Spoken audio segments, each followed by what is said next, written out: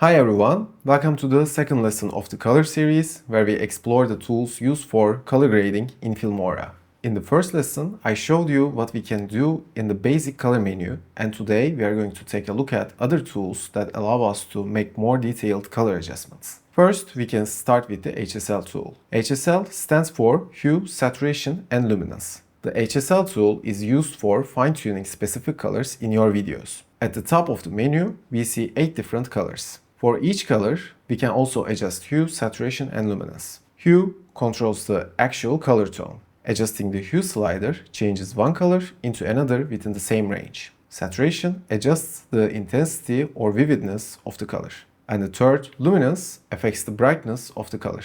By adjusting the luminance, you can make a color appear lighter or darker, which helps in balancing the exposure without affecting other colors. In this image, I will adjust red, orange and green tones. The skin tones and the green of the trees are overly saturated.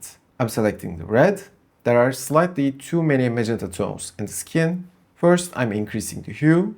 Let's reduce the saturation a bit and increase the luminance. This is before and this is after. This way, the skin tone has achieved a more natural appearance. Let's do the same for the green as well. The background is too vibrant and doesn't look very natural. By using the sliders, I adjust it to the level I want. You can also adjust the other colors according to the tones in your image. This is before and this is after. We've definitely achieved a more natural look. You can use HSL for color matching, emphasize or mute specific colors for a particular style or mood. Also fine-tune skin tones without altering the rest of the image and create unique looks by altering the colors selectively. Next up is the curves menu.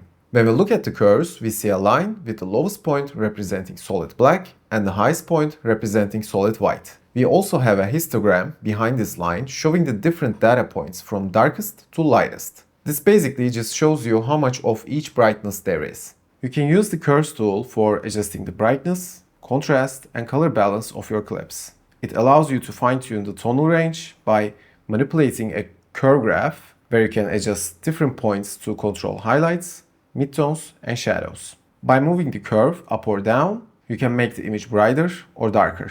You can adjust individual RGB, which means red, green and blue channels, to give it a unique look or correct any color imbalances. Since I'm satisfied with the overall tones, I will make a major change with the curves. Let's just increase the contrast by creating a simple S-curve. Creating an S-curve can enhance contrast by darkening shadows and brightening highlights. I'm holding the bottom point and moving it slightly up and pulling the top point a little down. Then I create a point in the shadow area and pull it down. And similarly, I create a point in the highlights and pull it up.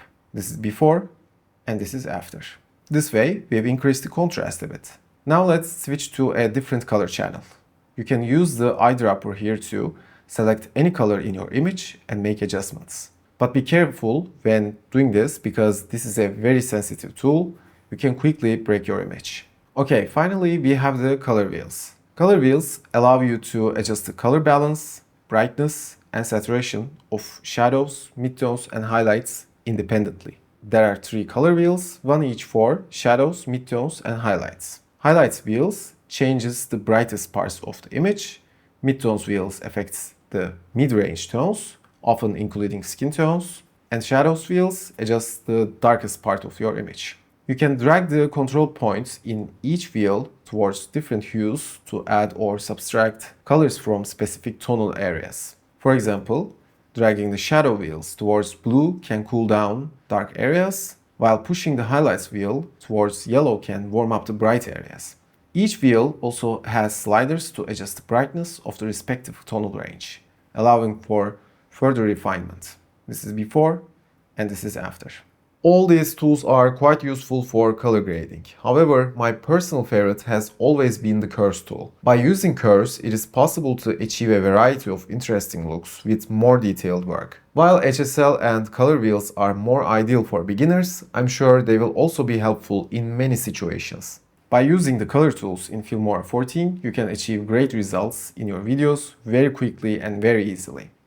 But remember, it just takes a bit of practice and patience. Thank you for watching, and I will see you in the next video.